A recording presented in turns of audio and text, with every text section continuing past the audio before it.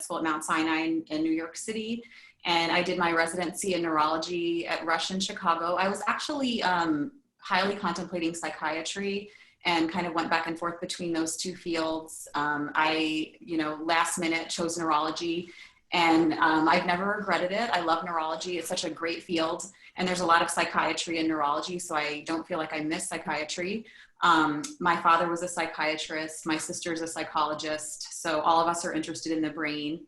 I did a fellowship in epilepsy at NIH after my residency for 2 years, and then I ended up staying in DC for 5 years after that. And I worked at Walter Reed, the Army hospital, as a civilian neurologist. And while there, I spent a lot of time taking care of active duty military. It was a really great experience. I loved doing that. It was really wonderful.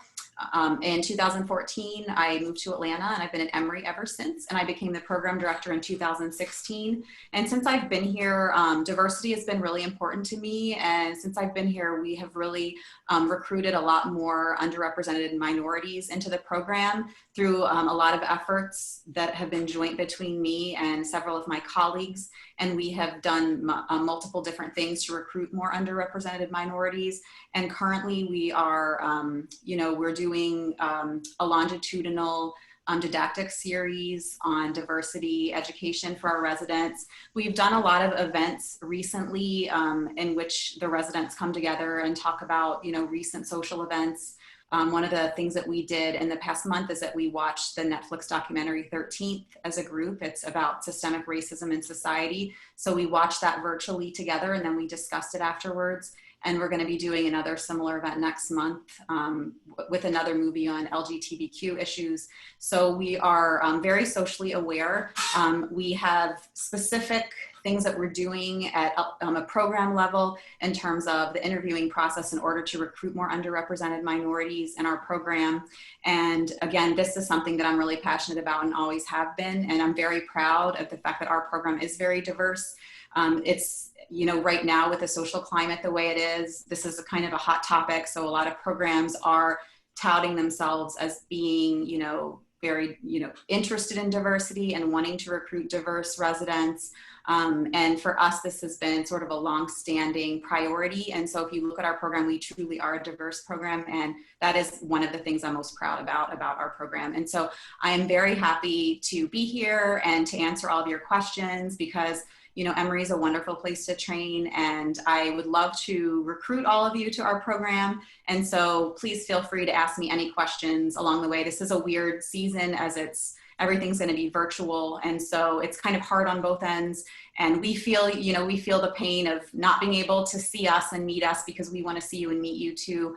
But hopefully we can all, get to know each other and, kind of tell you the strengths of our program. So welcome, and I look forward to your questions. Okay, hi everybody. My name is Andrew Spector, and I'm at Duke University now in Durham, North Carolina. And at Duke, I have a couple different hats I wear. I'm here as the Associate Program Director for our residency. I'm also the Vice Chair for Inclusion, Diversity, and Empowerment in the department. So I go back and forth between the diversity inclusion work and the residency work. And also I'm the Sleep Fellowship Program Director. So eventually when we get through the residency and we start talking fellowships, I'm happy to recruit for sleep fellowships too, but that's for a later date. Aldwin asked me to talk about how I got to this point. So the brief summary is I was in college, I was a freshman, I was taking introductory psychology, and there was a chapter on sleep medicine. I fell in love with it, and I said, okay, I need to do a career in sleep, which is a little weird for a freshman, but I stuck with it for all those years, and it was a long road from freshman year of college to sleep fellowship, I'll tell you that. But I stuck with it, and I'm glad I did because I'm still passionate about it.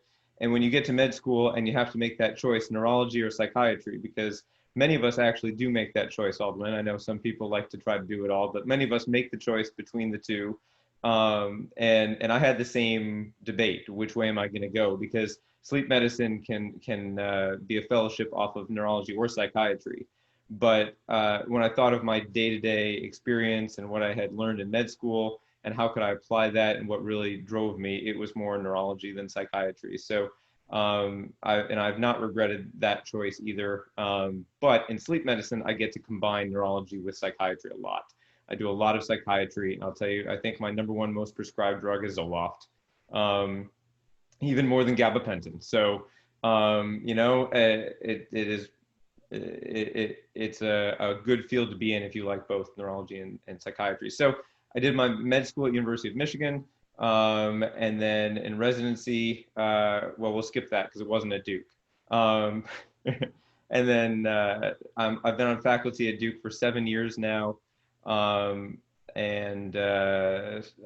Yeah, so I will make a very brief pitch because there are lots of people, and many of you, I've actually met several of you already. So you know my diversity and inclusion pitch, but we have now really buffed up our website that actually everything that I was telling you, if I've spoken to you already, it's now on the website. So if I haven't met you yet, I encourage you to go check out the Duke Neurology Diversity and Inclusion website. It has all the years-long programs we've put together, our data. We're very transparent, I believe very much in transparency. So we put everything on the website, the good, the bad, we're not hiding anything. So rather than my sit here and take up all the time, I'll just direct you there to the Duke Neurology website and check us out because we are certainly interested. I mean, the reason we do this is because we want you to look at our program.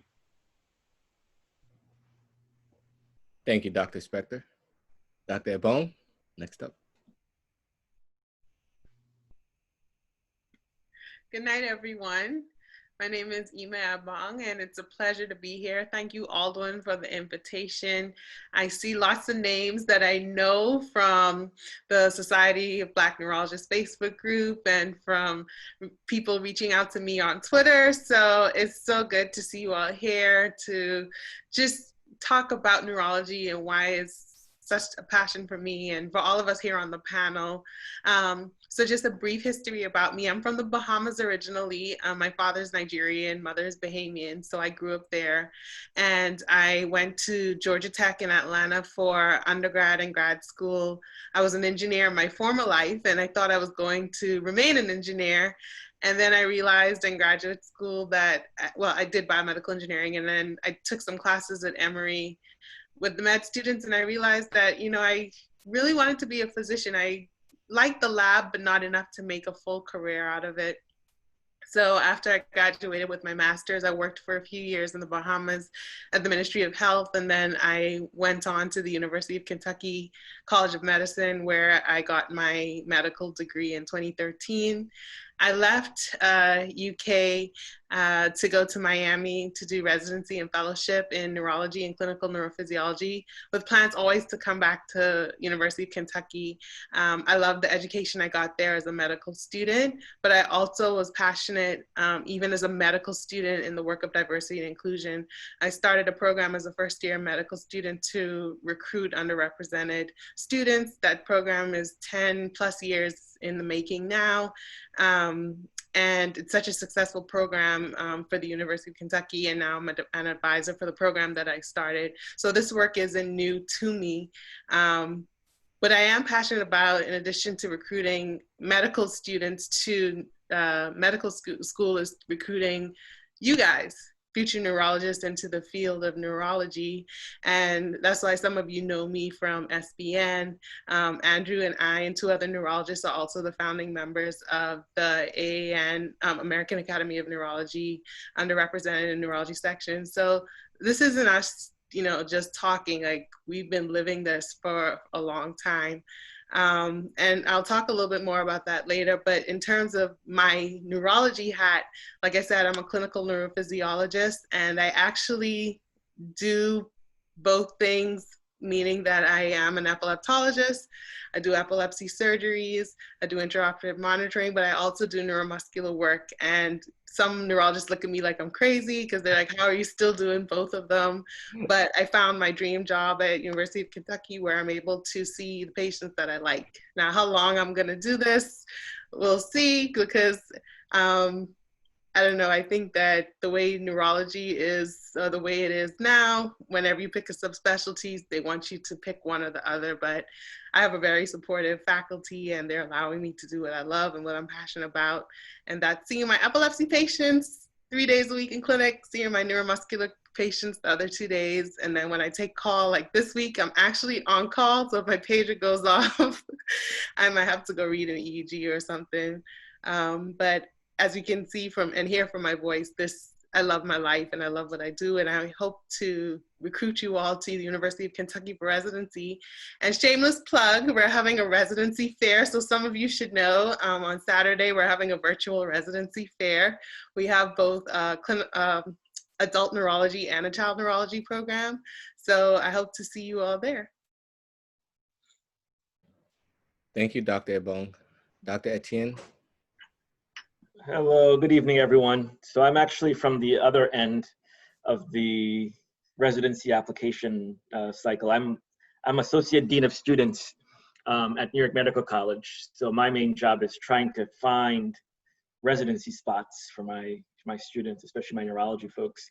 But I started out, I grew up in Rockland County, New York, a suburb of New York City, and went to undergrad at Yale, where I studied mainly psychology and biology. Went on to New York Medical College, where I am now, for med school. Residency training was at Columbia Presbyterian. I stayed there for epilepsy fellowship and also ended up getting an MPH while I was there.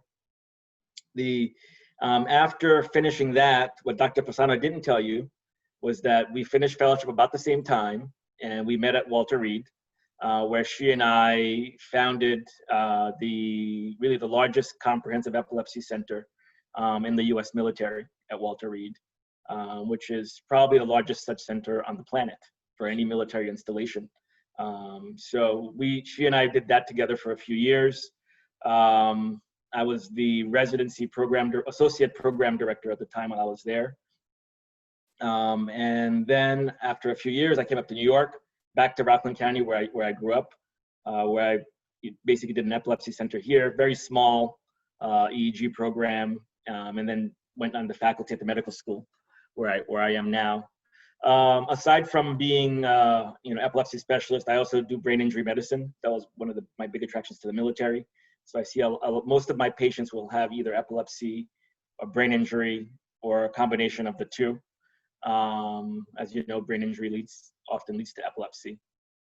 Aside from being Associate Dean of Students, I'm also a special advisor to our Chancellor for diversity and inclusion issues, a position that just created in the light of what's been going on in the news. But even before that, I was also already directing a multiculturalism in medicine course, where basically teaching the fourth-year medical students about multiculturalism in medicine. And now we've launched a full curriculum on implicit bias and all types of bias training across the 4 years of the medical school.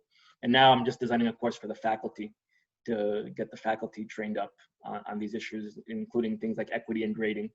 Because as you probably know, there's great disparities in terms of grading medical students across the 4 years.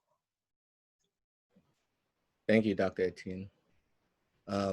Dr. Bell, last but not least.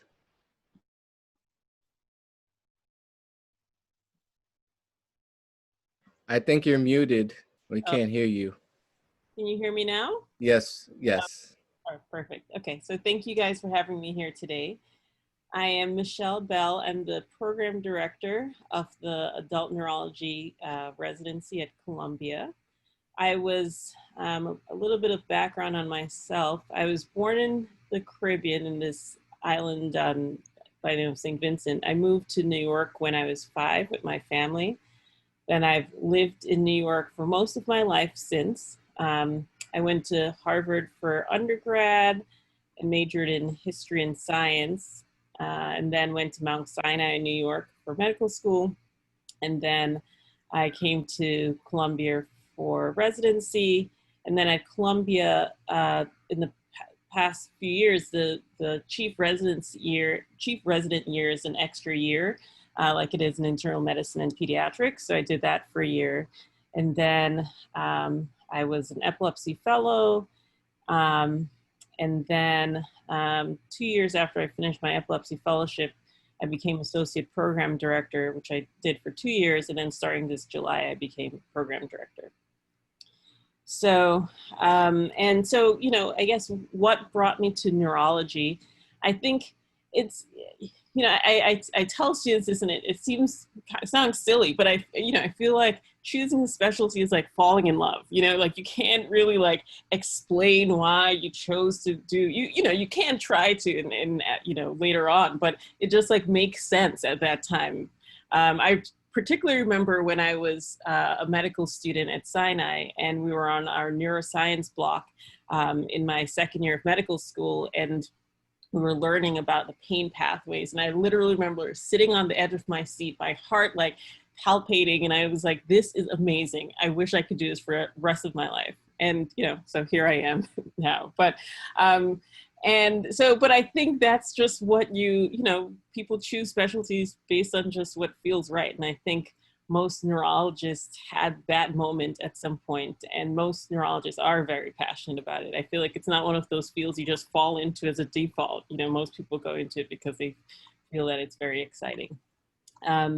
So that's what brought me to neurology, and I love it. I love practicing it every day.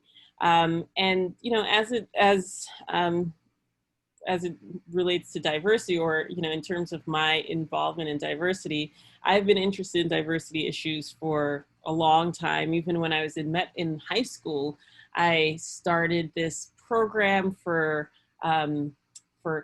middle school students who wanted to go into specialized high schools in New York. I was a student at Stuyvesant, which is one of the magnet schools in New York. So I started this program and won the New York One Award for, you know, new like community-based programs. And I was so passionate about it because I felt that you know, my family didn't have, weren't particularly rich or particularly wealthy. And I felt that going to a school like Stuyvesant and having those opportunities really would allow me to pursue my passions. And I wanted everyone to be able to have those opportunities. So, and then, you know, I continued my involvement in programs like that throughout college and medical school. And then more recently, while I've been on faculty at Columbia, I've been very involved in Columbia's Diversity Alliance program, and I have various mentees through that program. Thank you, Dr. Bell.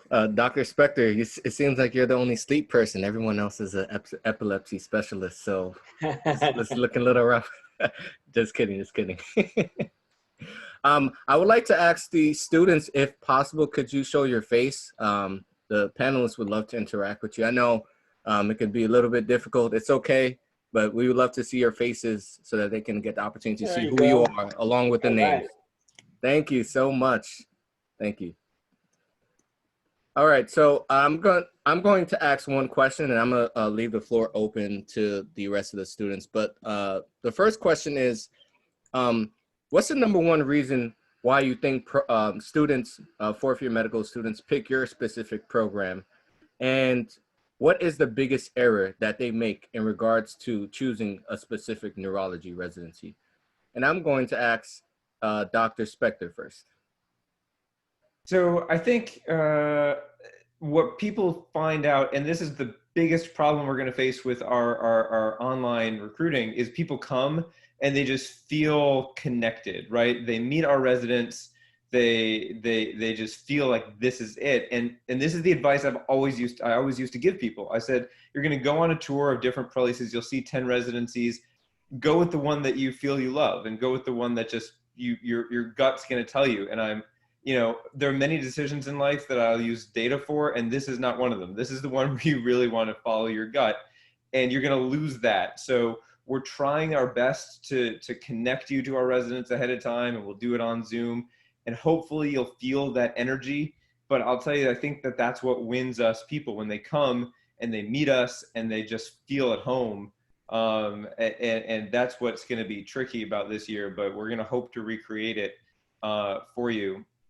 And there was something else I was supposed to say, but I lost what you wanted me to say next.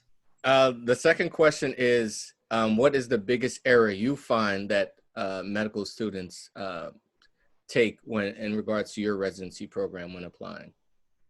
Sorry, I broke up. I didn't hear that. Sorry. What's the biggest error that medical students make when they're applying to your specific residency program? So the biggest error I would see, I would say if you have something in your application that you feel like might be a weak spot for you, you failed a clerkship or something like that, ignoring it is probably the mistake. So, address it in your personal statement, say something about it. We'll see it. I promise we'll see it. So like, it's not, we can forgive a lot, but we like to know that you acknowledge it. Yeah.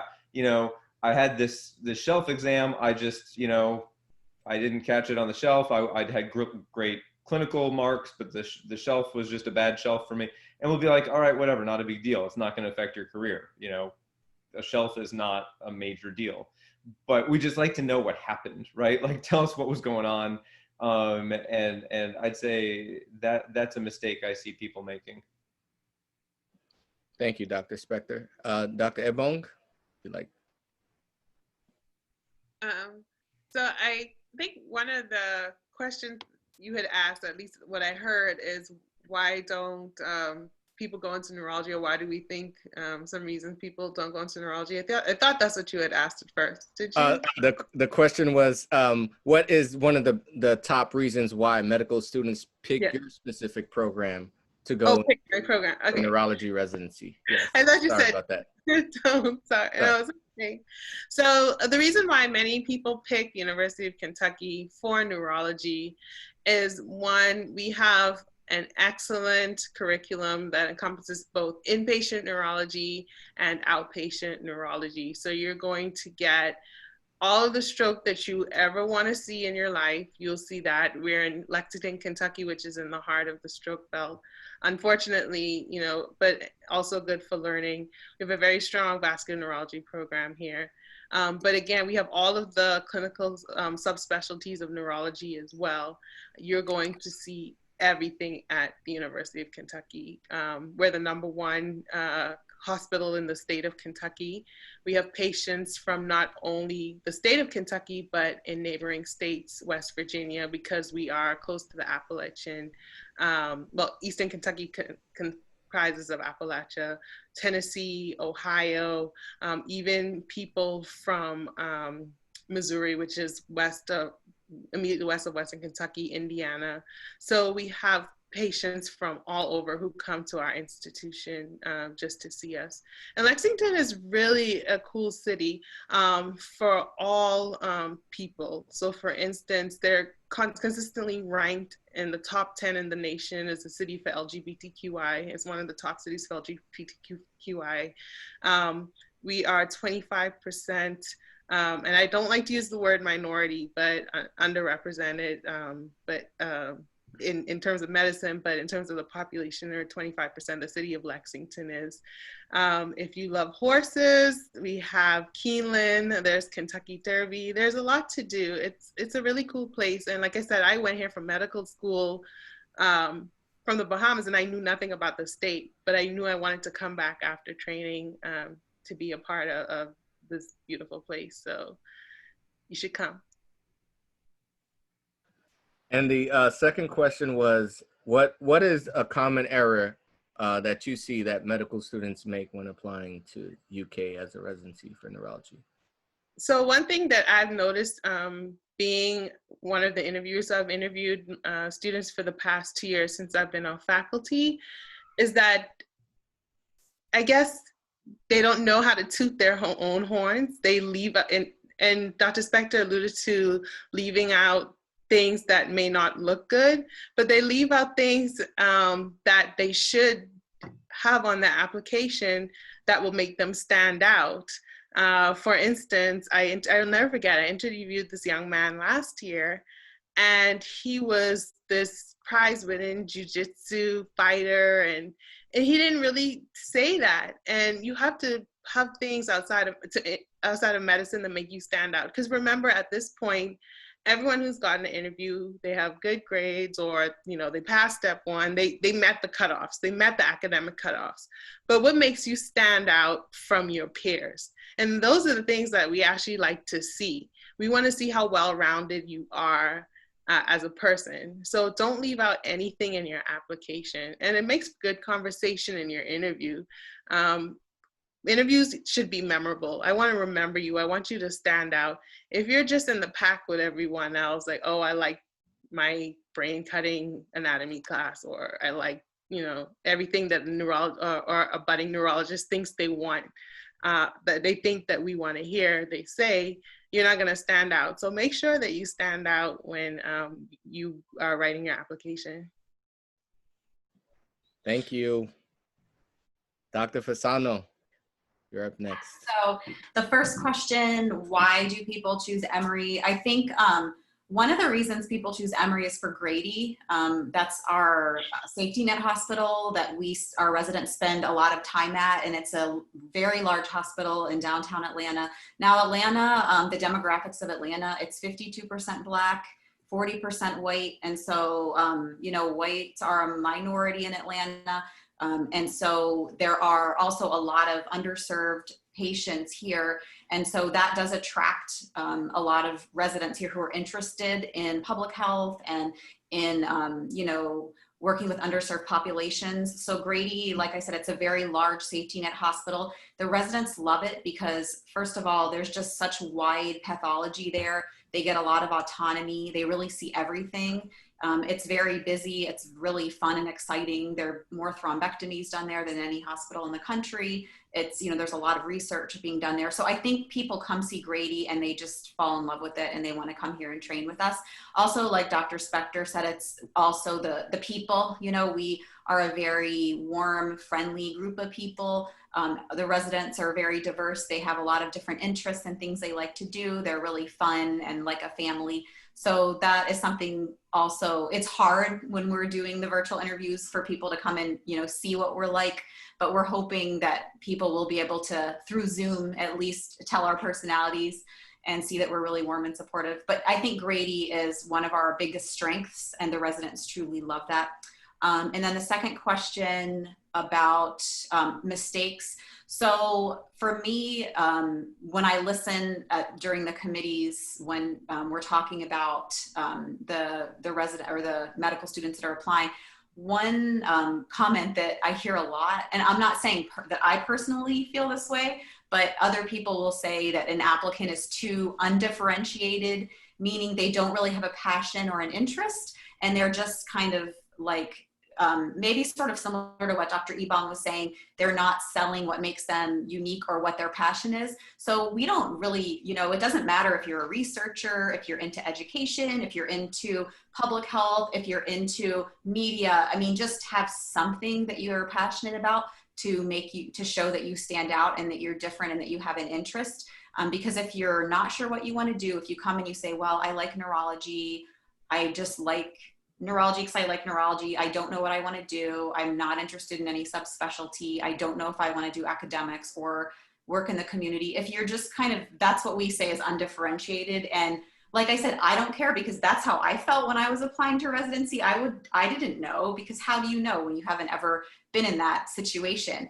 And at the time, no one told me, you know, maybe play on what your passions are, talk about them, develop them, rather than just say, I don't really know, because the interviewers will kind of look at that and say, well, this person, maybe they just don't know what they want, and they look at that as a negative. So definitely focus on your interests and your passions and let us know what you're passionate about, because everyone's passionate about something. And it doesn't have to be research. Like I said, we're not like some people here are researchers, some aren't. We're not like a program that just takes MD PhDs that want to be hardcore researchers. That's not us. Thank you, Dr. Fasano. Dr. Bell? So, and I think actually some of the people who come to Columbia, one of the main draws is diversity, particularly diversity of the city. Obviously, New York is very diverse, and I think some of the people who come there, that's the main reason they come, is because they want to live in such a diverse city, at least for part of their lives. And because the city is so diverse, the patient population is also very diverse. One thing that I've always liked about Columbia is that it feels like this merger of a community hospital, but also an academic hospital. And sometimes, you know, I think depending on where you are, the arrangement might be different, but at Columbia, it's everything in one. So you're on rounds in the hospital and you have a millionaire in one bed, and right next to them you have a homeless patient from the homeless shelter across the street, and everyone's getting access to the same top line technology. So I think that people who like that that sort of system, for those people, Columbia is very appealing. I think additionally, the residents who I think enjoy their time at Columbia the most are residents who enjoy learning by doing, and learning by having a sort of high caseload and seeing a lot of different patients.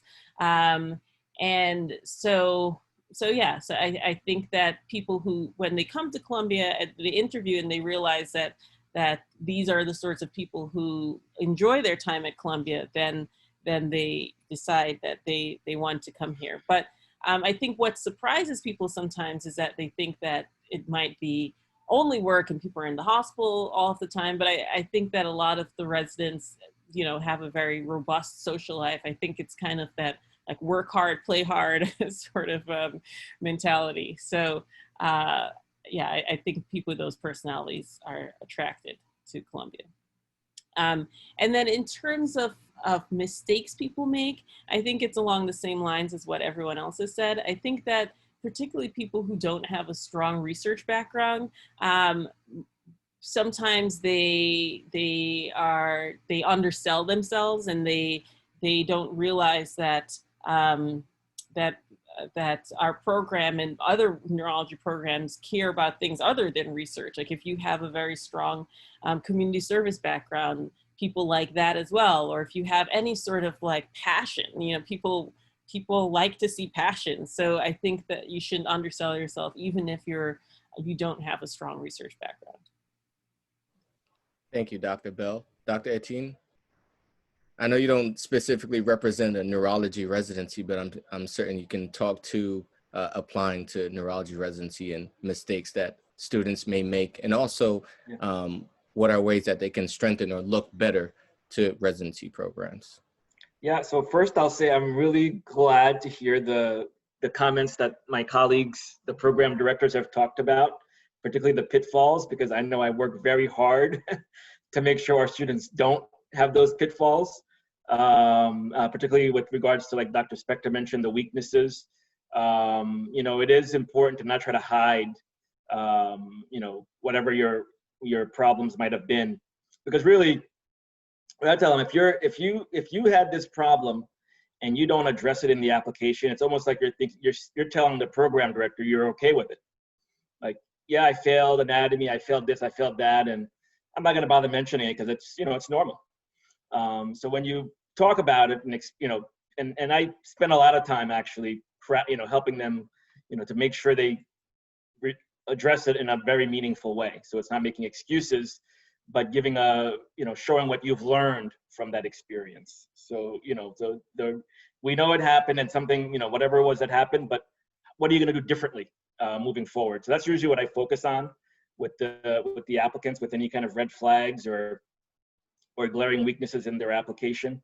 And like a few of you have mentioned about, you know, distinguishing yourself. I mean, that's, you know, personal statements. When I read them, when I read a personal statement from our students, I say, I can't tell if that's you or like a random person off the street. So I want to be able to read that statement. And after I finish reading it, I say, that's Cece. I know exactly who that is. Or that is Tiffany. Like, there's no question in the world. There's no way anybody else could make a mistake and say that is this individual that we're talking about. Think of your HIPAA rules. Like, you can't tell the patient's information. You want to tell your information so that we know exactly who this is that we're talking about. Because when the programs pick a applicant, they're looking for individual, like you just heard it from them. They're picking an individual who they're going to be working with for the next few years, and that they want to like this person. And I say the better the program knows you, because you guys are, from what I've seen, you're all wonderful people in general. And the more you can make this program know you and fall in love with you, you make that program director's job so hard, and say, I want to give Dr. Fasano the time of her life. Like, she is not going to be able to refuse me, because you've made it so hard for them, and make them work hard for their position. That, you know, before they reject you, they got to really, really, really be careful to make sure that they don't miss out on that diamond that's sitting in front of them. So I was, you know, glad to hear those comments from everyone. I want to add one more mistake, because no one brought this up, but know that every interaction you have with the program is part of your interview. Okay, every email you get, they're judging how quickly did you respond, because we don't want a class full of residents who can't respond to the program coordinator, can't log their work hours, can't record their conference attendance, all this sort of logistic stuff of managing your life, and that's all going into the interview, right? So every interaction you have with the program coordinator, scheduling the interview, all that stuff, like, just be aware that everything is kind of fair game. And if the program coordinator says, yeah, it took, you know, forever, and I had this kind of interaction with the person, and, you know, that's enough. Like, we've got other people. Like, if you can't get along with the program coordinator, then it's going to be a problem. And you wouldn't think this would be a problem, but it is. And it is. And I don't quite understand. So I just make sure everybody realizes that it's all an interview. Okay. Even before the interview, it's already an interview. I also want to add something onto what Dr. Etienne said, and I completely agree with what he said about the personal statement. And I read every personal statement, and I really don't want to read about patients. I see patients all the time. I don't want to read about a stroke patient, or about an epilepsy patient, or about, you know, someone's, you know, that you did a thrombectomy on and said we're there. I mean, yeah, we all love neurology. We don't need to be sold on why neurology is awesome, because we already think it is. I want to know about you. Tell me about you. Tell me about your background. Tell me about where you're from. Tell me about your life experiences. That's what I want to hear. I don't want to hear about a patient. That's just me. I don't know if the others agree with that. Of course, a lot of people talk about patients. I love it when I get a personal statement where it's truly personal, where someone is telling me about themselves. I really love that. Yeah. And so I highly recommend that you do that, because we all get tired of reading about patients all the time. Am I right? Yeah, just to add to what Dr. Fasano just said, and when the students are talking about, like I personally, when somebody says, you know, in their statement, I'm a hard worker, or I love this and that, I'm just kind of like, if you have to say that, you're probably not a hard worker. Why don't you demonstrate? You know, every one of my students, he's talking about being hard worker. I said, look, you told me a couple of years ago when the Hurricane Katrina happened, every weekend you went to your parents' house to help them rebuild it. While doing that, you maintained honors in your courses. I want to know, tell me that story, because that shows your commitment to your family. You don't have to say, I'm committed to my family. You demonstrated it with the story, and have them fall in love with you in those different ways, you know? My pet peeve, I hate to see mistakes, like a period that's kind of hanging out somewhere, or a comma in this other random place. Like, you know, neurologists are into detail. So if your application's a mess, you're probably a mess too. Like, you really gotta proofread and go through everything, have somebody else read it, whoever is available at your school, get some feedback. I've read some personal statement. One guy had a statement about his cats. It was like a soap opera. I was like, look, I can't keep track of this cat story, and neither will the program directors. Please talk about something else that's, like, you know, that's more meaningful. But yeah, but that's just, I mean, and that's the way I say it to the students. I say, what the hell are you talking about? So they could just scratch it, start over, because you need honest feedback. You know, otherwise you go into a ditch. Yeah, going back to that, I mean, the other program directors or program representatives, how do you feel about personal statements? Should they be more along the lines of clinical perspectives, or more along the lines of the personal experience the person has, or a combination of both? We can't hear you. Dr. Bell, we can't hear you. I'm sorry. Can you hear me now? Yes. Yes. Yeah, so I'm sorry, there's a little bit of a lag. Yeah, I think that I personally don't mind the stories about patients as much. Maybe I haven't been doing it for long enough. Maybe I will also tire of it. But I mean, I think that if your passion comes through in that story, I mean, I think a lot of times what I've read is that the applicants write a paragraph about a patient encounter and then use that to then describe why they're passionate about neurology. And I think that's fine. I mean, I think though, I agree it doesn't like stand out. I mean, it's not like a negative to me. It's sort of like neutral. I mean, I agree that it's like we all love neurology. We don't need to like be sold on it, but it's not a negative. I then would want to talk in more detail about the applicants, like their personal history, et cetera, in the interview. So I guess if they have a personal statement that's focused on a patient, then I'd want the interview to be focused more on them. And I want to also, I mean, maybe Duke is unique, but I want to also de-emphasize, I mean, I'm not going to pick someone to interview on a personal statement more often than not. Like, there could be an extraordinary circumstance where the personal statement just said, I've got to meet this person. And that happens. Most people applying, and we get hundreds of applications, most people don't have that story. You know, they went to med school, they decided they like neurology. It's not going to be a really dramatic story, and don't feel badly if you don't have one. Most people don't, okay? If you have it, share it. But I want to just make sure that you realize that it's not going to keep you out of a residency if you don't have that kind of amazing story to tell, because the reality is there's so much else in an application that will go on. And I mean, I'm not particularly paranoid about it. Now, you can sabotage yourself because we have to read all your clinical notes and sign them. So if you can't write a personal statement that you've worked on for weeks and weeks, how are you going to write 10 patient notes in a day that I'm going to want to read and not have to edit? Right? So you can sabotage yourself, but the absence of a like phenomenal story is not going to keep you out. Okay. Even if you had a bland one that doesn't make you distinct, I'm still going to interview you if the rest of your application is good. Right? Like, that's not enough to keep you out. So don't agonize over not having some phenomenal story to tell. But with the question of whether or not to include patients, for me, I don't mind a patient encounter. I'd prefer that to when I was 6, my grandmother had a stroke, or my grandfather had Alzheimer's. And the reason is that one family member might have started you, but that's not going to sustain you for a career. Modern stories, like I've been working on the neurology service and these patients really spoke to me and I connected with patients, that's recent, and that to me is relevant, because that's how you learned that this is what you want to do. So I learned more about you in the course of you doing your work in med school than I learned from 20 years ago. You had a family with a neurological problem. You weren't even thinking of a career in neurology. I'm sure you weren't. Okay. So that's where I draw the line, is I don't need those stories, but real patient stories can be engaging if told in the right way. So now I have a question for Dr. Spector. Did you talk about sleep in your residency interviews? Absolutely I did. Yeah. But I mean, I also recognize I'm totally unique in going from freshman year of college to, you know, never changing my mind. And, you know, so I get that, and I don't expect that from anyone.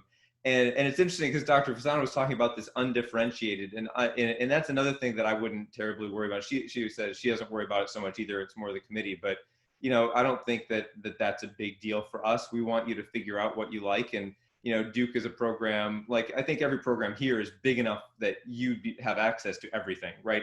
Every subspecialty is represented. You try them all. And we designed our curriculum for that. So you get 50% of your time outpatient in your second year of residency. So you can try all the specialties. I don't expect you to know coming in. So if you don't know, that is not an impediment. And I'd never even heard that undifferentiated. That's new to me. I just wanted to say quickly, the one thing I would recommend not doing in your personal statement is putting your CV in prose. Like, it's no need to go in detail into your research and, you know, all of those things that are on your CV, all your awards, that's on your CV. Use your personal statement for what it should be, to get kind of a peek into your personality, your desires, your wants, whatever you want for your needs from your program or your respective program. Just don't rehash your CV. That's a definite no-no.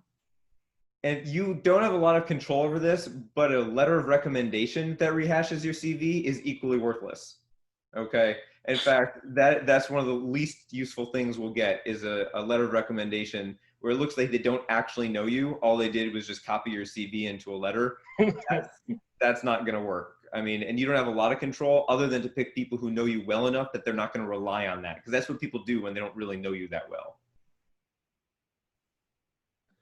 Thank you all panelists for such amazing advice and insight. Now I'm going to leave the floor open to the students, the medical students, so that they can ask their specific questions. So med students, go right on, go ahead. I have a question for the program directors. What are the residents like generally at each of your programs? Anybody? Okay, sorry. Good. So my residents are they're a really fun group. They do a lot of things together. People have a lot of different interests. We have people that are really into the outdoors. So multiple people that are into hiking, photography. We have one resident that's really into travel. Of course, right now it's difficult, but they have two-week vacations. And so he would wait until like the week before, and then he would just buy a ticket wherever he could. So he went to South Africa, he went to Croatia, he went to South America. We have people that one was like a professional baker. We have people that are musicians. Someone that has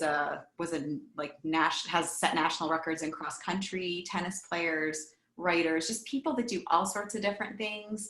Some people are married, some people are single. It's, a wide range. We have a couple that have kids. We're very family friendly. There's always residents that have babies here. So it's, a really diverse group of people with diverse interests, but they're all just really nice, laid back, like normal, fun people to hang out with. They're just a really great bunch and they really vibe well together. So at University of Kentucky, the residents are like a family, and we prioritize resident wellness. So once a month, this was before the pandemic, but they would have trivia, and the way they would do it is they'd use like the 30 minutes before to do a lecture, and then they'll go to a restaurant and do trivia nights and have drinks and eat and everything. And it was under the umbrella of education because the first 30 minutes was some type of lecture. So they did that. In terms of other personal things that they do, I mean, we have athletes, we have travelers, we have chefs. When I say chefs, like people who love to cook, they love to do their potlucks.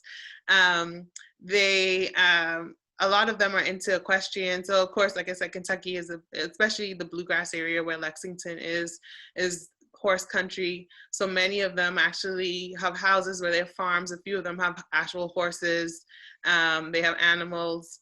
I've been to a couple of the residents' houses. This is again pre-COVID. They've had orchards. You go picking like fruit and stuff at their houses. And that's another thing I didn't tout, but the cost of living here is cheap. You can get a whole house as a resident. And actually, as a faculty, my house is cheaper than my rent in Miami. So always think about cost of living. That's another pro. So they do a lot of things together. And again, very family friendly. Every year someone has multiple residents have children. That's definitely not a big issue. I myself had my son in residency, so you don't have to hide that or be afraid. We actually welcome that at University of Kentucky.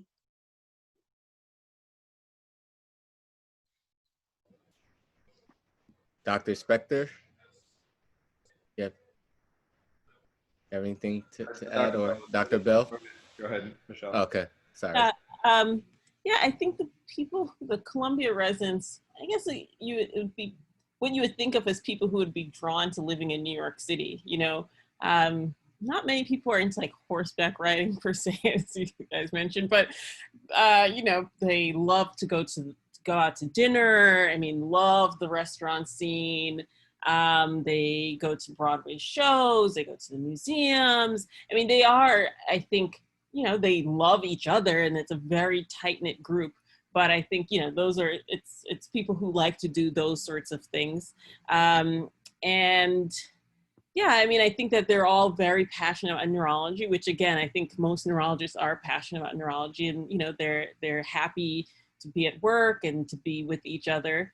New York is expensive, and it would be sort of a lie to say it's not, though I think that one nice thing about where Columbia is located is that there are neighborhoods immediately adjacent to the medical center that aren't that expensive. So you can live in Washington Heights, which is not as expensive as Midtown, or many residents live in, or not many, but some residents live in New Jersey, which is right across the bridge, which isn't that far. So you have access to a lot of neighborhoods that aren't quite as expensive as what you think of as the typical New York price. So, I'll put in another pitch for Duke before I move on to the actual question. But one of the best parts about living in Durham is that it's sort of the best of both worlds, because we've got the weather and the low cost of living, but we're big enough. We are a city, so we've got restaurants, and we have Broadway. We don't have actual Broadway, but we've got our version of Broadway. But it means that we'll get Hamilton here for the second time in 3 years, coming in 2021. So you don't have to give up all the Broadway to live here, because we get the tours, and so we sort of have a nice combination. But that actually bleeds into your patients too, because we have the city of Durham, so we have urban patients and we have rural patients. And that's a unique thing about our program, just because our catchment area includes that diversity as well. So, but to get to the question at hand, which is what are our residents like? I would say, aside from the diverse interests that people have mentioned, and that's going to be true, I think we tend to attract people who have a similar interest in things like medical education. We tend to attract a lot of people who put a lot of emphasis on that sort of training. We have special tracks for people who are interested in medical education. And the general feel of the program is that everybody is out to make us all better, right? Like everybody's attitude is, how can we come together to be better than any of us alone? And that's sort of an attitude I think we look for in the applicants. So it's a kind of self-fulfilling prophecy that we wind up with a residency with that attitude. But it's a very team-oriented, how can we come together to get the job done approach. And so I think those are the qualities I would say might set our residents apart from other programs, would be that a sort of a medical education clinician educator type and a team focus. Thank you so much.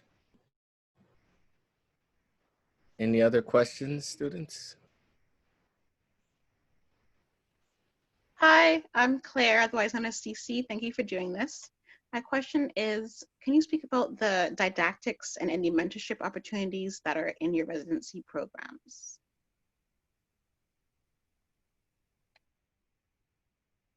Whoever wants to go first, go right along.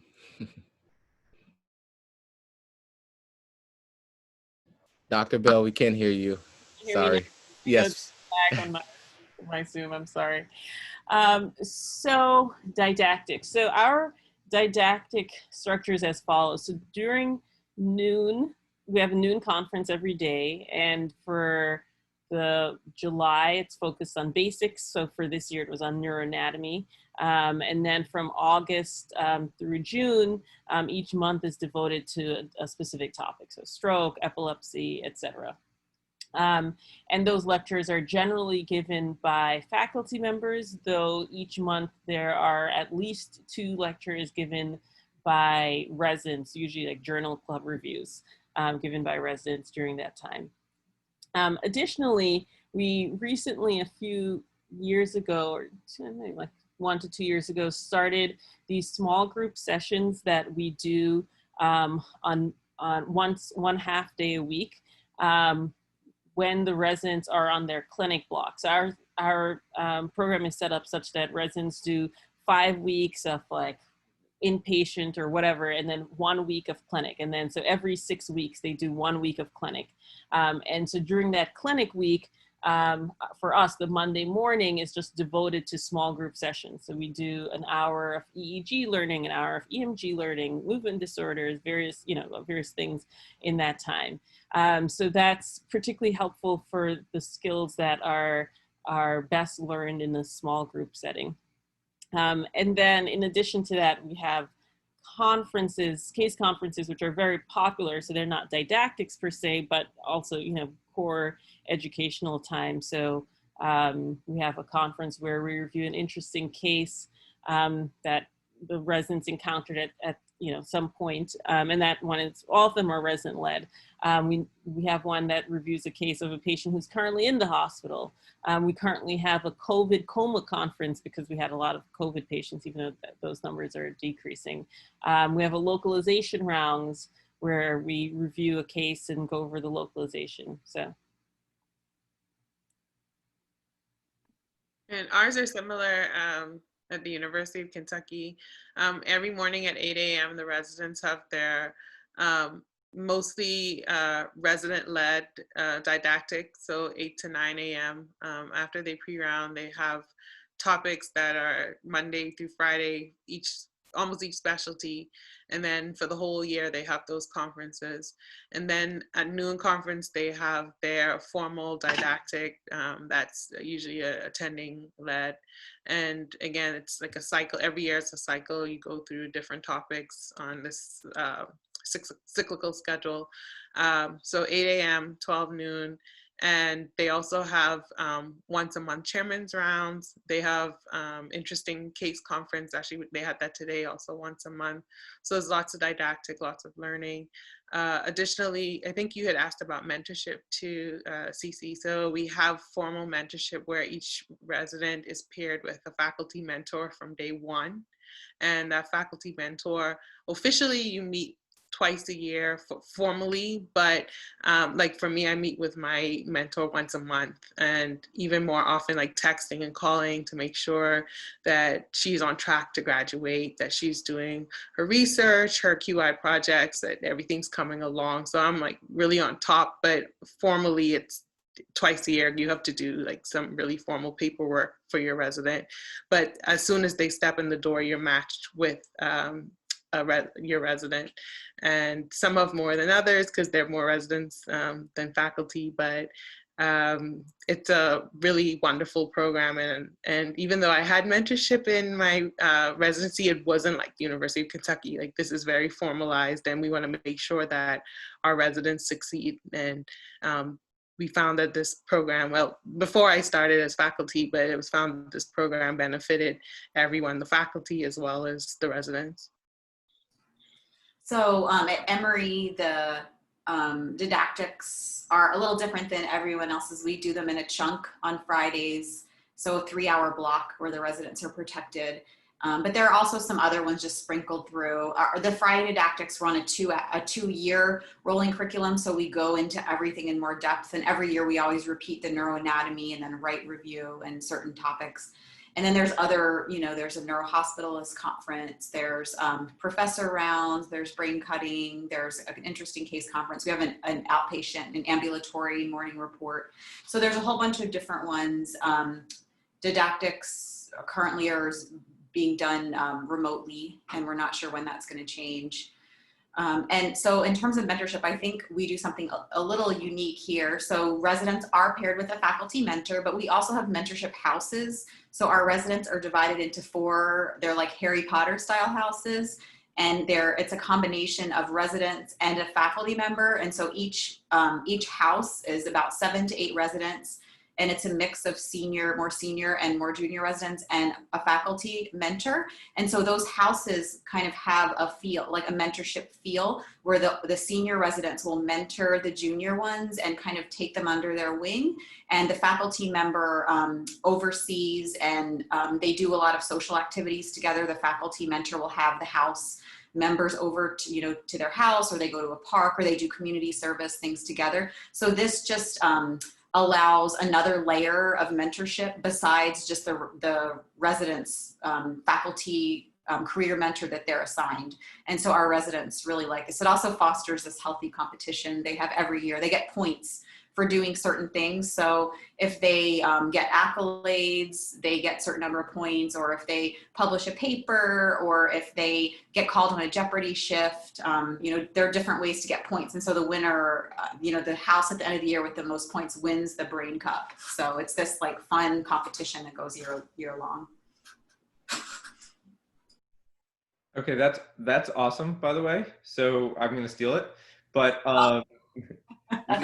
we do have pods. So we have mentor pods, and it's so we have a PGY 1, 2, 3, and 4, and a faculty member, and it's similar in the sense that they get together for social things, and the seniors mentor the juniors, and that. But it's not competitive. I mean, now that's taking it to another level. So we have to look into that. They're really into it. They're like really into it. Every week the points are tallied, and there's like a website that shows what house is ahead. It's really fun. Well, so our neurosurgery department created an app to actually track points like that, and our residents were asking if they could do something, so it actually all kind of fits together. So we are actually looking into figuring out how we can adopt this. I didn't consider. I thought it was a everyone for herself kind of thing, but if maybe we do something with the pods. Okay, I like it. As far as didactics, I think honestly the didactics are going to be reasonably similar at a lot of programs. It's probably going to be hard to distinguish a program on didactics because I mean we have the morning report, so that especially that gives your night float person a chance to be learning from the cases and presenting cases from overnight. We have our noon conferences that are protected, so you're not running to the ER to deal with a stroke in the middle of noon conference. We have grand rounds where we have EEG conference and sleep conference and all the conferences that you wouldn't do until you're sort of rotating in them. But the big ones, and then interesting case conference, like a lot of programs have, which is the most fun. And we actually have you join our interesting case conference for interviews. So when you're scheduled to interview, we'll send out the link, and of course it's all Zoom now. So you Zoom in, you see our interesting case conference, and the thing to observe is just the environment of the faculty and the residents, and how relaxed and collegial it is, and it's not didactic per se in the sense that the faculty are doing all the talking, right? So that's a great one. We're looking forward to you joining us for that. Go ahead. Yeah, this is Michelle. So yeah, we actually also have the pods. So I thought we were unique, but I guess it's not unique. And so we instead of calling them pods, we call them families. It's the same PGY 2, 3, 4, and there's a family lead, and then 3 families together is a house. We actually just started the house system this year. Our chief resident suggested. I thought it was, again, completely unique, but I didn't realize that you guys were already doing it. And they also compete for prizes each month and at the end of the year. Thank you, panelists, for your responses.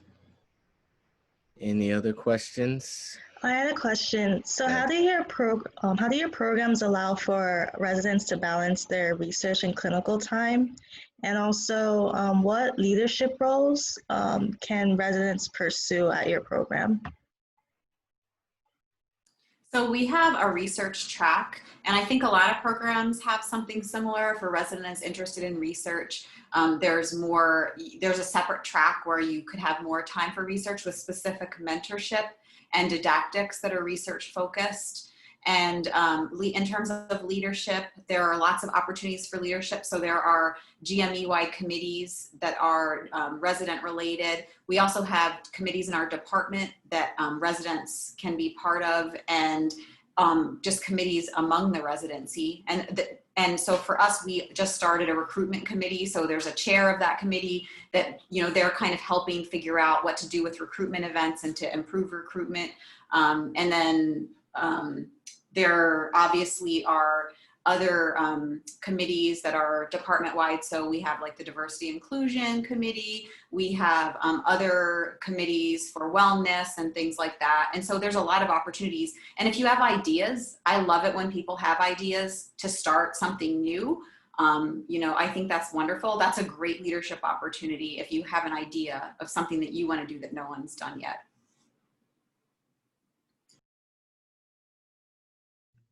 I give a pretty similar answer. I mean, there's GME related things. So you could be the resident council.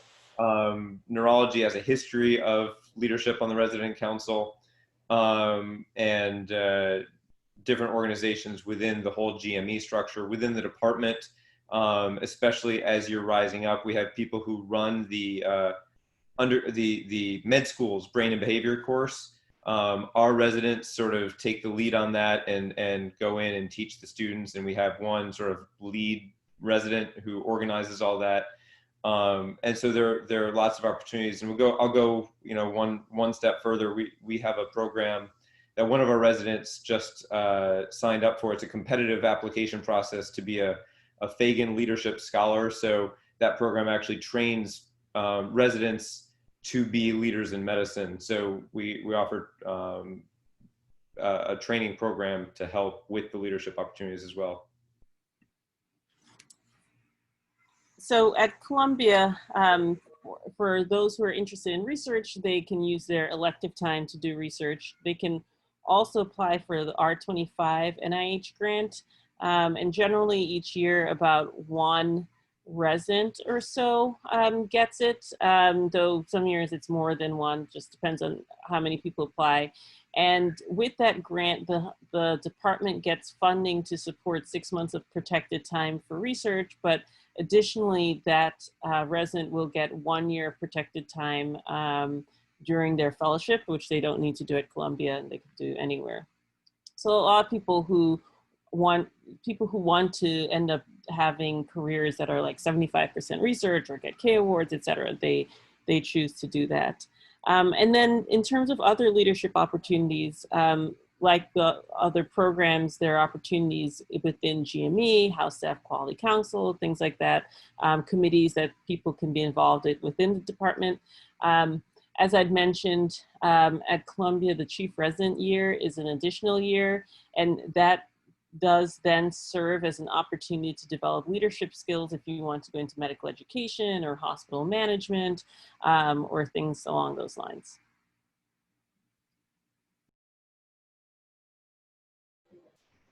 Dr. Ebong, you have it? Okay, sorry. So in terms of research, we actually are revamping the entire curriculum this year.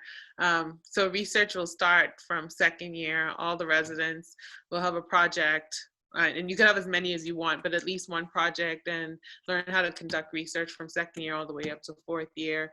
The clinical research, benchtop if they want to. Everybody has to do a quality improvement project. And I think most residencies, if not all residencies, you will have to do a quality and improvement project to graduate. So there's a structure for that at UK, and you have a research mentor to help you out. That's different from your residency mentor, but there is definitely research opportunities all around if you want it. Plus, if you want more research, you'll get protected time. There's a research track specifically for people who want more research, like their elective time would be research time. And then the second part of your question was, Tell me again. Oh, leadership roles. Yes, so and it's the same as everywhere else. So College of Medicine, graduate medical education committees, as well as the internal Department of Neurology committees. For instance, I'm the Director of Diversity and Inclusion, so I had the Diversity and Inclusion Committee.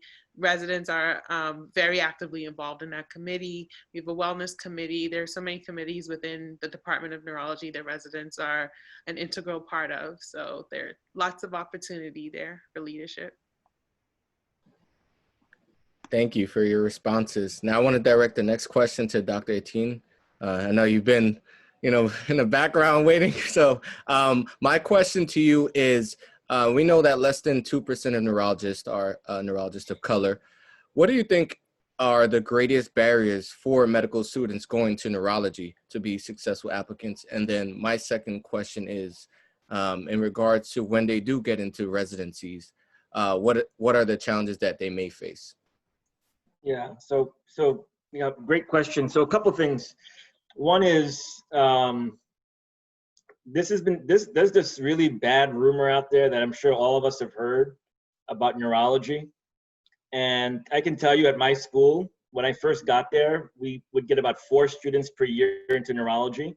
Now we're in the 12, 13, 14 range. And the way I've been able to do that is we have these meetings, we have houses. We also have houses at New York Medical College. And when I go to visit the houses and talk to them about neurology, the way I start is I say, tell me the one myth you've heard about neurology. And 100% of every single house I've ever been to always says the same thing. Something that resembles diagnose and adios, that we don't treat patients.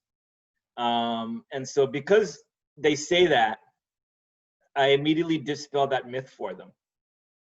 And I go into how great neurology is. You can see the level of energy in this room. So changing that because we got to take control of that narrative so that they don't go through the first 3 years thinking that. So we change that right up front. In the first year, second year, whenever I see them, they get to know that. That's how you increase your numbers. Getting at them too. As far as Black people applying to neurology, I mean, a big factor of it. Even though I've gotten the numbers up in neurology, we don't have a lot. Still not a lot of our Black students are going into neurology.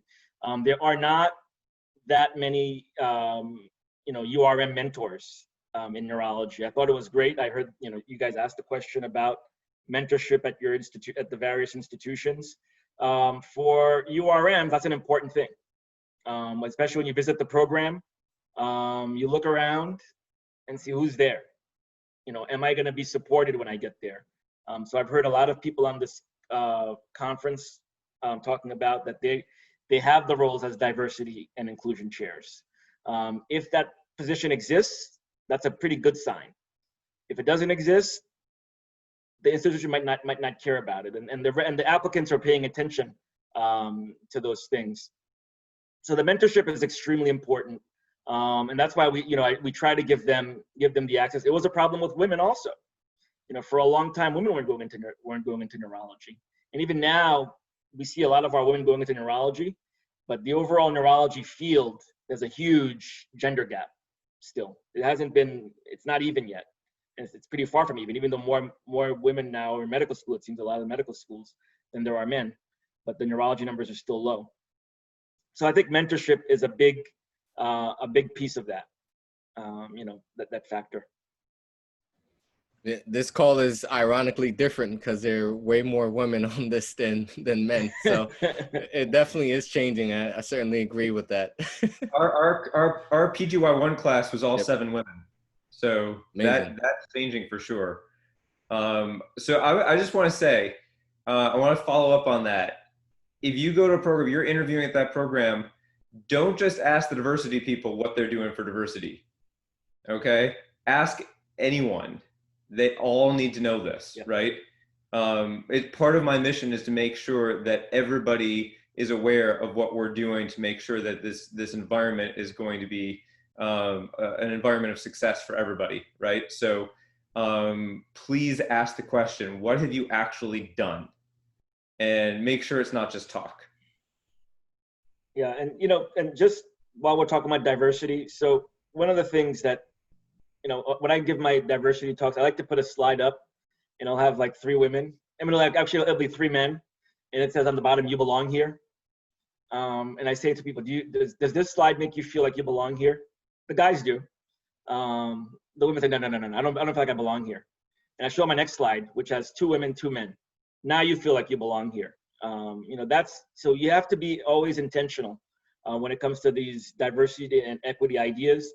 It's like, you can't just say, well, I threw the slide up, that's how I found it on the internet or wherever I found it, so I just left it alone.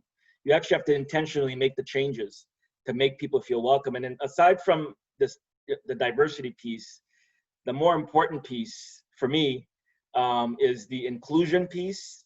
And even more importantly, number one, when you see anybody, you know, with these diverse backgrounds, is do they feel like they belong there?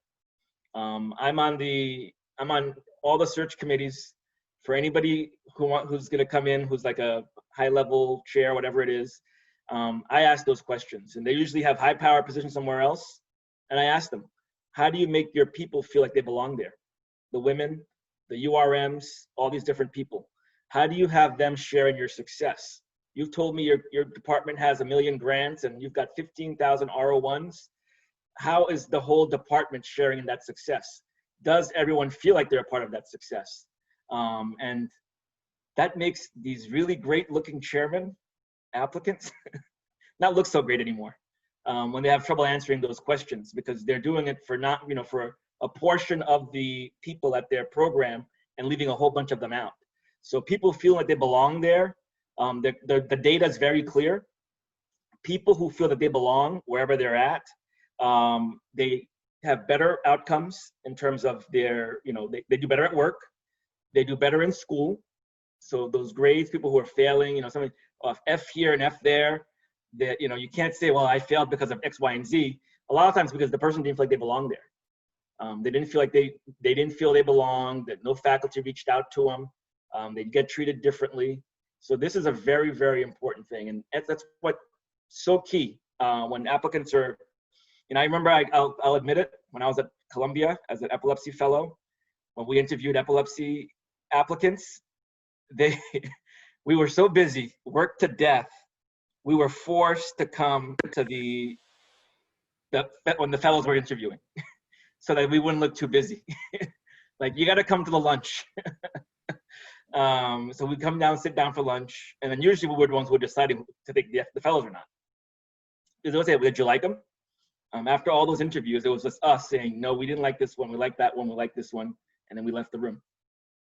You know, so that's a big part of it. And for you to be, you know, a URM going into neurology, it's tough when you don't know what to expect, especially if you don't know, are there other URMs?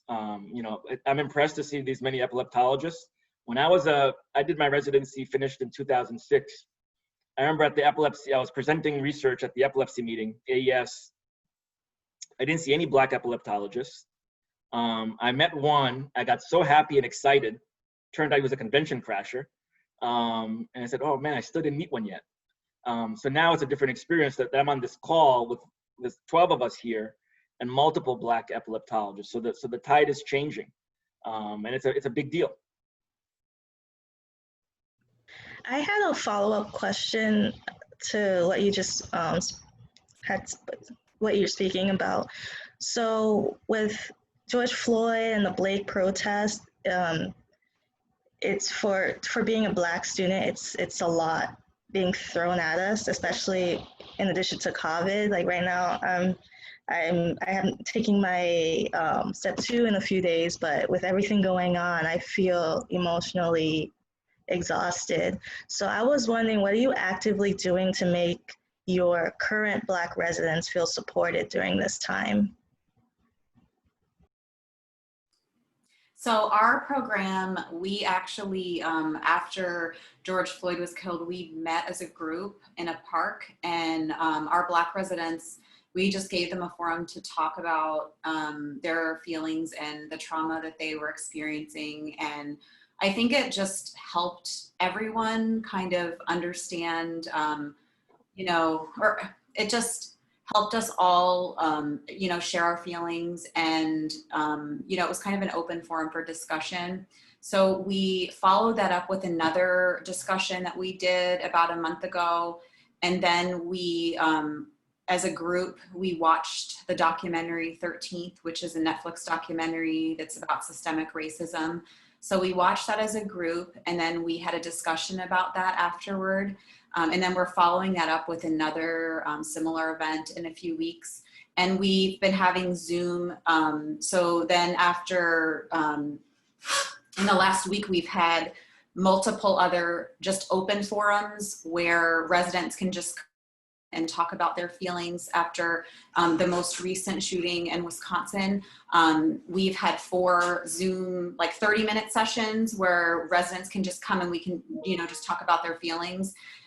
Because we know that it's hard to just go to work every day as if nothing's changed and people just act like nothing's happened. And it's really, there's a lot of trauma that's repeated like over and over, and it's hard to process that. And when you don't have room to process it, and even when you do, it's hard to process it anyway, because it's just not something that even makes any sense. And so we've been doing those just to give a safe space for people to just come and talk as a group. And also just letting the residents know that we're here. Me and Dr. Anderson, one of my colleagues, you know, we let them know that we're here if they want to talk, and we're, you know, here in support. So that's what we've been doing as a program. I'm interested to hear what other programs have been doing. So similar from, I guess this was back in May, June, when everything first started. I led a town hall, a virtual town hall, because we were in the pandemic, where people just listened as much as they wanted and talked as much. It was a 2-hour town hall where we just spoke. But before that, I penned 2 essays to the entire department and to the residents. So the town hall came from that. From that town hall, a group of neurology residents, so actually the neurology residents, out of all the residents, we've been the ones at the forefront, went to GME, and we got the entire College of Medicine together, and we had a convocation in memory of George Floyd, but every Black person who was killed at the hands of police brutality and white supremacy. So we did that. And it wasn't just a photo op or anything like that. The neurology residents were very passionate. The keynote speaker was our child neurology, one of our child neurology residents. In addition, some of you on the call or SBN, you know that we had our Zoom town hall as well, where we got to talk about our feelings. And from that was the letter was penned that I think some of you were signatories to, that was published in Neurology Voices.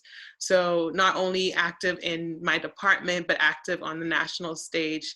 Dr. Spector and I have sat on the AAN Special Commission for racism and social justice, and so that just ended. So we've been talking the talk, walking the walk all the way through these entire few months, and it still isn't stopping from there. I developed a curriculum on social justice and anti-Black racism in particular for our residents, making sure that I'm staying on top of the faculty that's in charge of grand rounds, invite more URM grand round speakers to grand rounds, and not to speak just on diversity topics, to speak on actual neurology topics.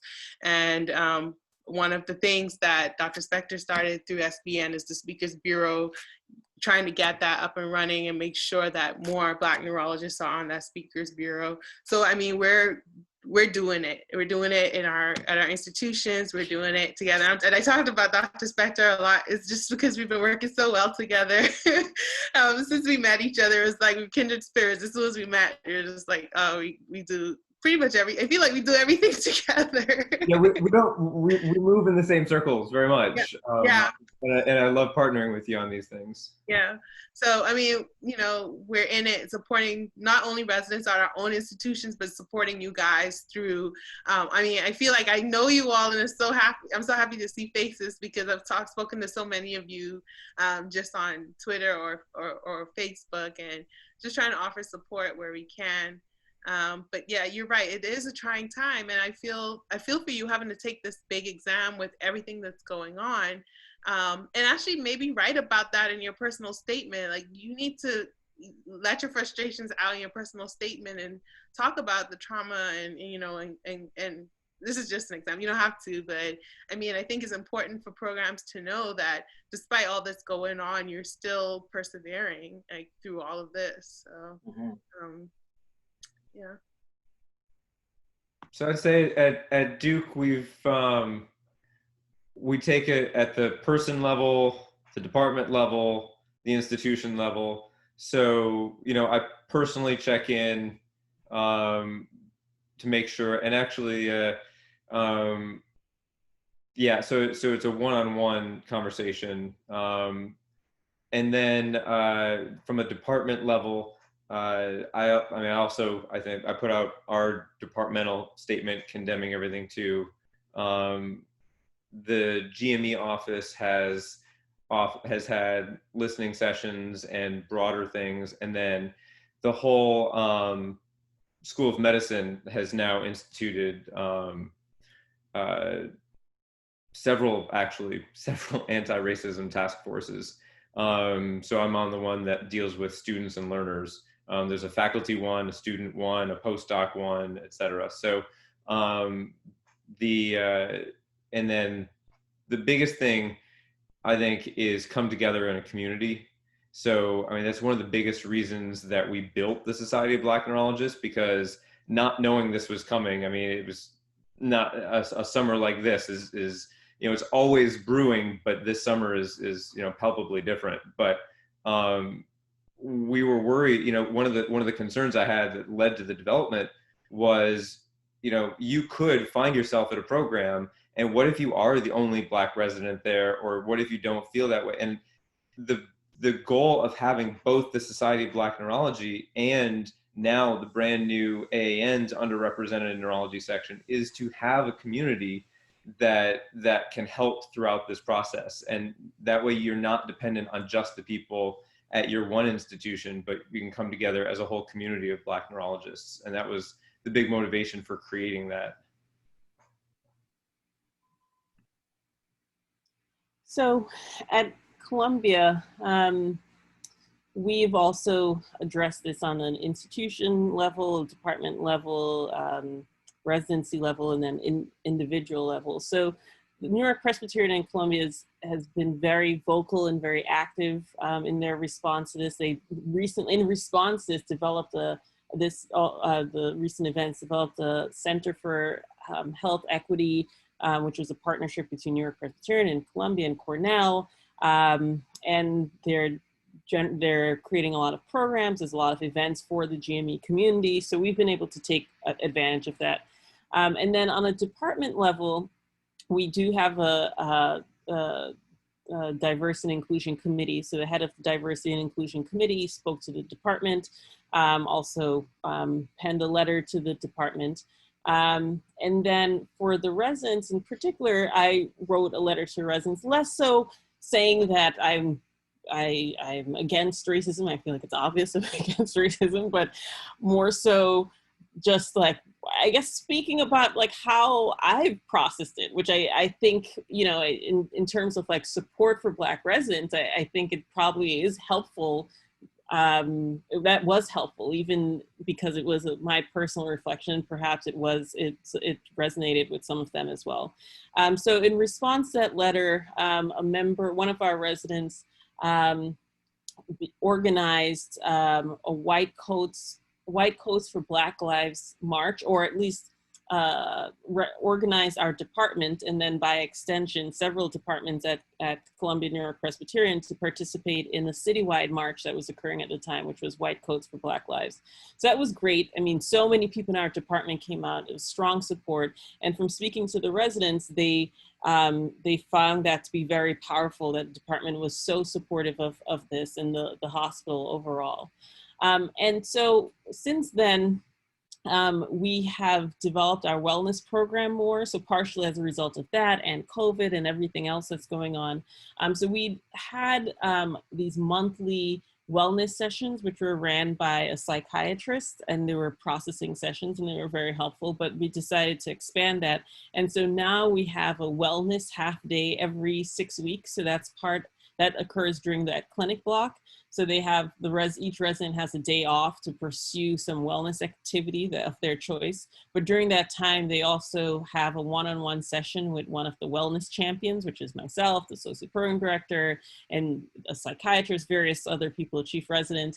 And we sort of like discuss things on a one-on-one basis. And so that's what we've done in response. Thank you, panelists. I know we're a little bit short of time. It's been a deeply engaging and insightful conversation. Before we go, first off, I'm sorry about this, I apologize, but I would love for the medical students to briefly introduce themselves and what school they're at and what year. And then we'll go from there. So we can start with myself. My name is Alden Samari. I'm a 4th year at PCOM, Georgia, currently doing a gap year, engaging in research. My name is Chineza. I'm a 4th year at Stony Brook. I'll be applying this year. My name's, oh, sorry, I'll let you go. Fine. Go ahead, Stephanie. Okay. Hi, I'm Stephanie. I'm an M4 at the University of Michigan. My name's Elizabeth Akinsoji. I'm a 4th year dual MD and PhD student at University of Miami. Our schools are well represented. Hi, I'm Tiffany. I'm a 4th year at OSU, Ohio State University. Except that one. Hi, I'm Claire. I'm actually a pathology resident looking to transition to neurology or reapply to neurology. Oh. Wow. Okay, well, that's amazing. Well, that's inspiration right there. Better late than never. Right. I'm sorry, I said MD, MPH, right? Yes, you did. Yes. Oh, okay. She wanted to put the stamp on it like. No. I thought I said MD, PhD, and I wanted to make sure I didn't say that. It was MPH. Okay. Are you applying this year, Elizabeth, or? Yes, I am. Can I ask a question, or are we short of time? Yeah, in respect of everyone's time, I just want the panelists to let the med students know one brief tip of advice that you have for them moving forward. And also, secondly, if you could please put your email in the chat box so that if the other medical students have any questions, they can directly contact you. So thank you very much. And we could start with Dr. Spector. My piece of advice, let's see. I'd say that it's okay to relax because you picked a field, thankfully, that you will have a lot of control over where you go. Okay, I think that I don't want you to agonize over this. Okay, don't lose sleep over this because sleep is just too important. So what I'd say is enjoy meeting the people. Neurologists tend to be very nice and friendly people. You know, and enjoy the process of going around and meeting different people, even if you don't get to travel. Don't lose sleep over this because I have no doubt that you all will match to top programs and be very happy. My one advice is ask questions. I'm available. I love interacting with students and residents. I'm on social media, so just, you know, don't be afraid to ask. I'm an open book and I'll always be honest with you.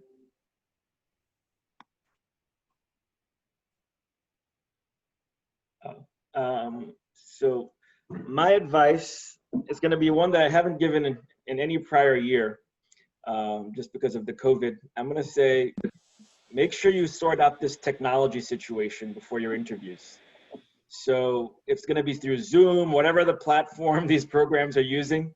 You want to get some practice with, you know, looking at the camera, looking at the screens, whatever it is. I don't know if they're going to have 3-on-1 interviews, 1-on-1, all these different things.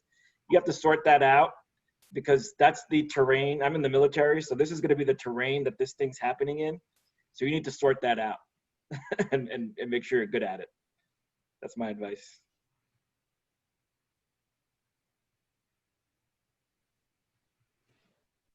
Yeah, I guess my advice, going along with what Andrew said, I think by the time you get the interview, I think that for a lot of programs, they're interviewing you as much as you are interviewing them. So I think that it's, at that point, you shouldn't be too anxious. And sometimes anxiety manifests itself in different ways for different people. Sometimes that can negatively impact your interview. So I think if you get the interview, feel good about it and go into the interview confidently.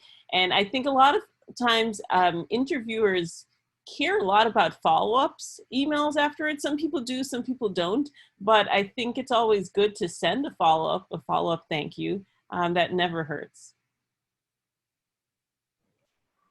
Thank you, panelists, for the terrific advice that you've given our students. I encourage the students, please make sure you reach out to these wonderful panelists. They are amazing people, and I'm sure they'll be great support for you in this upcoming year.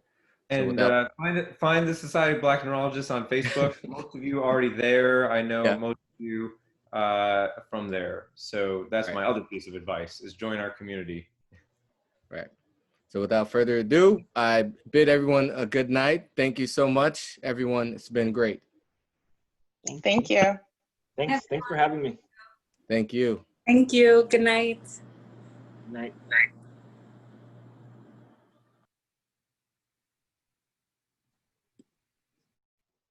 I don't know what's going on with my